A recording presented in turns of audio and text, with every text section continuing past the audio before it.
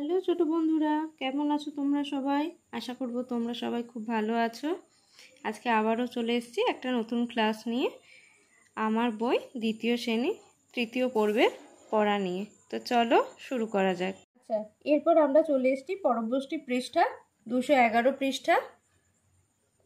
তোমরাও সকলে খুলে নাও। এরপরে দেখো 2 নম্বরে বলা আছে, আগের বাক্যগুলো থেকে কোন ঋতু খুঁজে পাই তা খাতায় লিখি, কোন কোন মাস নিয়ে এইসব ঋতু হয় তা লিখি, আমার প্রিয় ঋতুর নাম লিখি, ছবি আঁকি। তো আগের পৃষ্ঠায় আমরা যে বাক্যগুলো লিখেছিলাম এগুলো মোটামুটি সবই বর্ষা ঋতুকে নিয়ে লেখা। তো এখানে আমরা কোন ঋতুটা পেলাম? এখানে আমরা পেলাম বর্ষা ঋতু।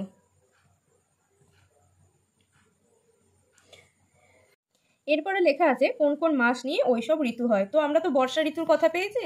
বর্ষা ঋতু হয় আষাঢ় শ্রাবণ মাস নিয়ে। আষাঢ় আর শ্রাবণ মাস নিয়েই হয় বর্ষা ঋতু।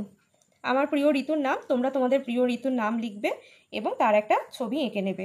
যেমন বর্ষা ঋতু হলে তোমরা সেখানে বর্ষার দিনের একটা ছবি আঁকতে পারো। চলে যাচ্ছি পরবর্তী প্রশ্নে। এখানে বলা আছে নিচের যুক্ত ব্যঞ্জনগুলি ভেঙে লিখি ও শব্দগুলিকে ব্যবহার করি। এখানে দেখো প্রথমেই আছে গ্রীষ্ম। গ্রীষ্ম এখানে যুক্ত ব্যঞ্জন হলো পেট কাটা মূর্ধন্য ষ ময়। পেট কাটা মূর্ধন্য ষ ময়কে ভাঙলে আমরা পাবো পেট কাটা মূর্ধন্য ষ এবং ম। এরপর এই গ্রীষ্ম দিয়ে তোমাদের একটা বাক্য রচনা করতে বলেছে, তো চলো করি।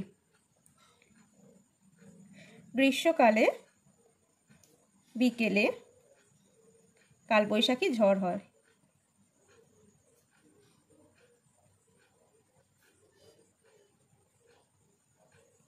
বোঝা গেছে? তাহলে গ্রীষ্মকাল দিয়ে আমরা বাক্য রচনা করলাম, গ্রীষ্মকালে বিকেলে কালবৈশাখী ঝড় হয়। পরবর্তী শব্দ লেখা আছে বৃষ্টি। এখানে পেট কাটা মূর্ধন্য ষ টয়ে হচ্ছে যুক্ত ব্যঞ্জন, এটাকে ভাঙলে পাই পেট কাটা মূর্ধন্য ষ এবং ট। বৃষ্টি দিয়ে বাক্য রচনা করি। বর্ষাকালে সারাদিন ঝিরঝির করে বৃষ্টি হয়।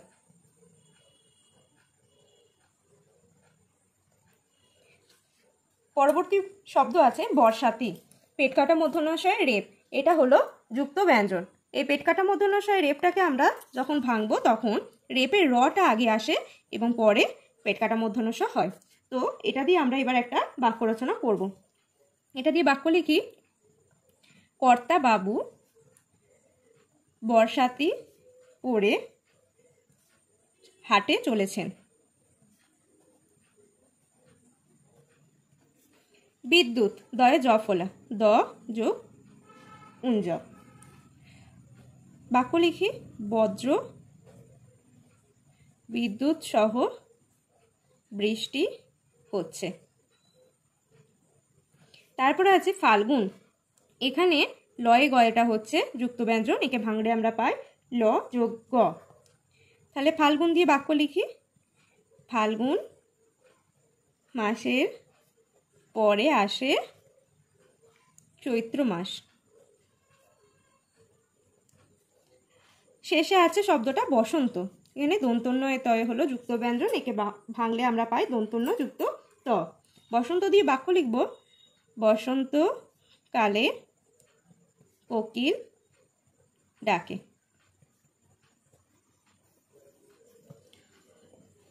তো আশা করব তোমরা বুঝতে পেরেছ এবং তোমরা তোমাদের প্রয়োজন মতো লিখেও নিয়েছ।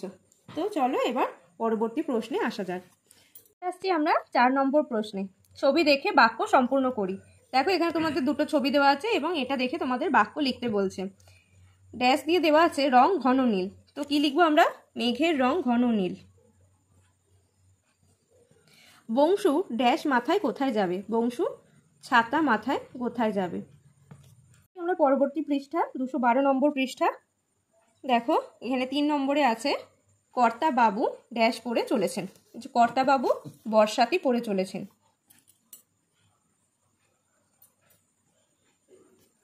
গর্ত সব ভরে গিয়ে ব্যাঙের বাসা হলো। শীতের র্যাপার নকশা কাটা।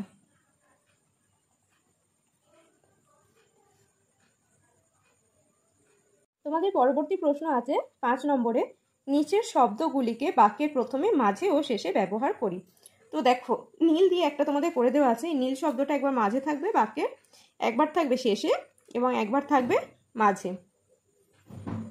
এখানে প্রথমে নীল দিয়ে দেওয়া আছে, নীল জামা পরে খেলতে যাব। শেষে নীল, আকাশের রং ঘন নীল। আর মাঝে নীল আছে, আমি নীল রং ভালোবাসি। এরপরে তোমাদের তিনটে শব্দ দিয়েছে, জল, বর্ষা এবং ছাতা। এগুলো তোমাদের বাক্যে ব্যবহার করে দেখাতে হবে। তো চলো এটা আমরা করে নিই। প্রথমেই আছে জল। জলকে আমরা প্রথমেই বাক্যের প্রথমে ব্যবহার করব। তো বাক্যটা কি লিখব? জলের অপর নাম জীবন।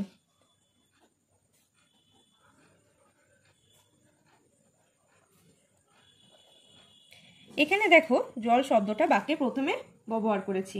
এরপরে জল শব্দটাকে আমরা বাক্যের শেষে ব্যবহার করব। বাক্যটা চলো লিখে নিই। শরীরকে সুস্থ রাখতে বেশি করে পান করা উচিত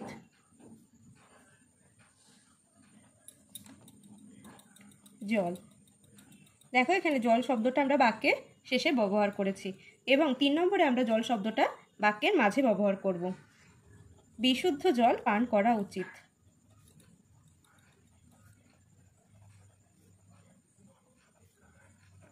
এখানে দেখো, জল শব্দটা আমরা মাঝে ব্যবহার করেছি। পরবর্তী শব্দ আছে বর্ষা। বর্ষা প্রথমে ব্যবহার করে শব্দটা লিখবো আমরা, বাক্যটা লিখবো আমরা, বর্ষাকালে ব্যাঙ ডাকে। বর্ষাকালে ব্যাঙ ডাকে। এখানে দেখো, বর্ষা শব্দটা আমরা প্রথমে ব্যবহার করেছি। এরপরে বর্ষা শব্দটা আমরা শেষে ব্যবহার করব। গ্রীষ্ম ঋতুর পরে আসে বর্ষা। গ্রীষ্ম ঋতুর পরে আসে বর্ষা।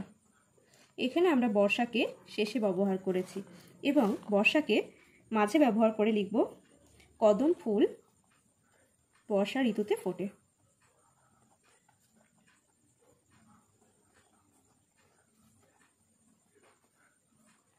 এখানে আমরা বর্ষাকে মাঝে ব্যবহার করেছি। পরবর্তী শব্দ আছে ছাতা। ছাতাকে প্রথমে ব্যবহার করে শব্দ লিখব, ছাতা বর্ষার সঙ্গী। এখানে ছাতা আমরা প্রথমে ব্যবহার করেছি। ছাতাকে শেষে ব্যবহার করে লিখব, রোদ বৃষ্টি থেকে বাঁচতে প্রয়োজন ছাতা।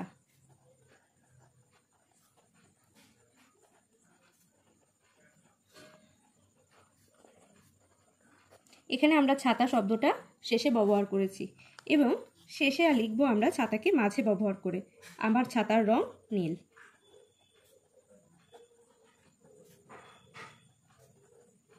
এখানে দেখো, আমরা ছাতা শব্দটা মাঝে ব্যবহার করেছি। তো তোমরা তোমাদের প্রয়োজন মতন এগুলো খাতায় লিখে নাও।